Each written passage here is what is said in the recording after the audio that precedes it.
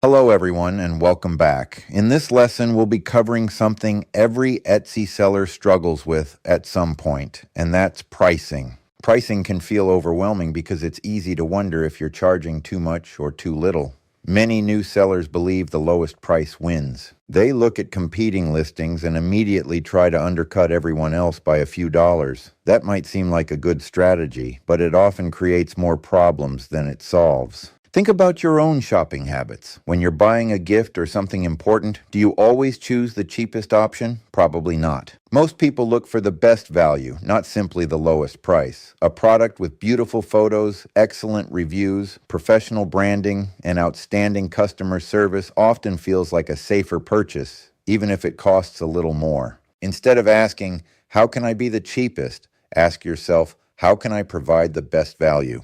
The first step in setting your price is understanding your actual costs. Many new Etsy sellers calculate only the cost of their materials. Unfortunately, that's only part of the picture.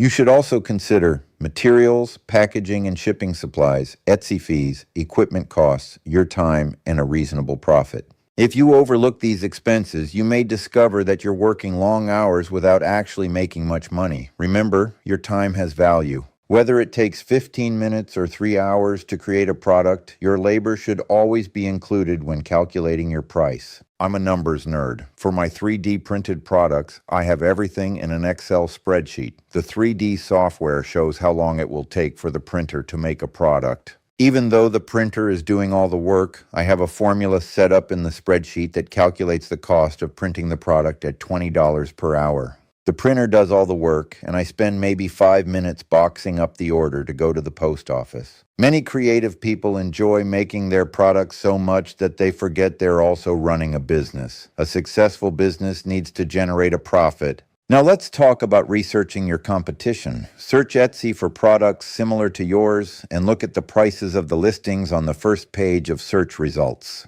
Don't focus only on the cheapest listings. Notice the full range of prices. Some sellers charge much less. Others charge considerably more. Ask yourself why. Do the higher priced products use better materials? Do they offer personalization? Do they include premium packaging? Do they have hundreds or even thousands of positive reviews? Understanding why customers are willing to pay more helps you position your own products more effectively. It's also important to avoid competing only on price. Imagine two sellers offering nearly identical products. One charges $20 with free shipping. The other charges $25 with the customer paying for shipping but has outstanding reviews, beautiful photography, elegant packaging, and fast shipping. Many shoppers will gladly spend the extra $5 because they feel more confident about the purchase. Trust often matters more than price. If you match the low $20 price, you'll be making $10 less than the second seller. I don't know about you, but I'm not working for less than I'm worth.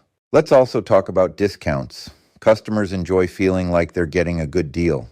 Running sales, especially during holidays, can encourage buyers to make a purchase. However, avoid running constant sales. If everything is always discounted, customers begin to expect lower prices and may wait for the next sale instead of buying today. Use promotions strategically rather than continuously. With my Etsy shop, when products are full price, it seems like I have no orders. When I run a sale, I have a ton of orders. Even if I only offer 10% off, the same exact items sell better when they're on sale. I run Etsy sales every other month. Another useful strategy is offering product variations. Instead of selling only one version of a product, consider offering different sizes, colors, or upgrade options. For example, if you sell personalized cutting boards, you might offer small, medium, and large versions. If you sell candles, perhaps customers can choose different scents or gift packaging. I offer most of my 3D printed items in at least 3 different sizes. For an average succulent planter, I charge $20, $30, and $40.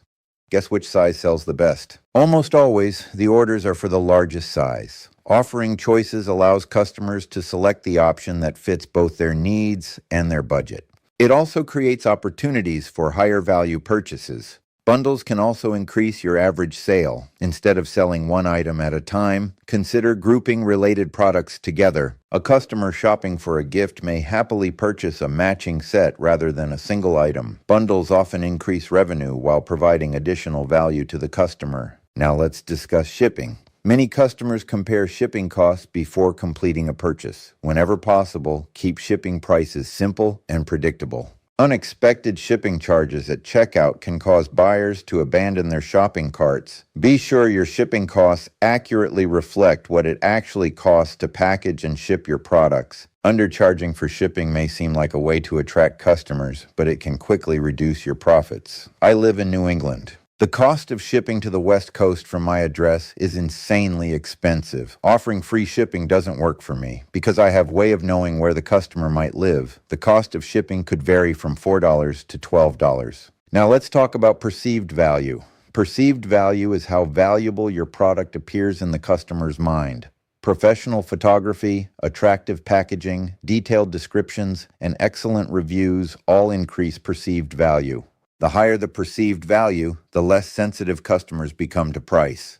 In other words, improving your presentation often allows you to charge more without losing sales. Remember, people aren't simply buying an object. They're buying confidence. They're buying quality. They're buying an experience. As your Etsy shop grows, review your pricing regularly. A price that made sense when you opened your shop may no longer be appropriate a year later. Don't be afraid to make adjustments when necessary. Successful businesses constantly evaluate their pricing to ensure they're earning a healthy profit while remaining competitive. Before our next lesson, choose one product from your shop and calculate its true cost. Include every expense and not just the materials. Don't forget to deduct the cost of shipping, the Etsy selling fees, and even if the outside advertising fee if you opted into off-Etsy ads. Then compare your selling price to your actual profit.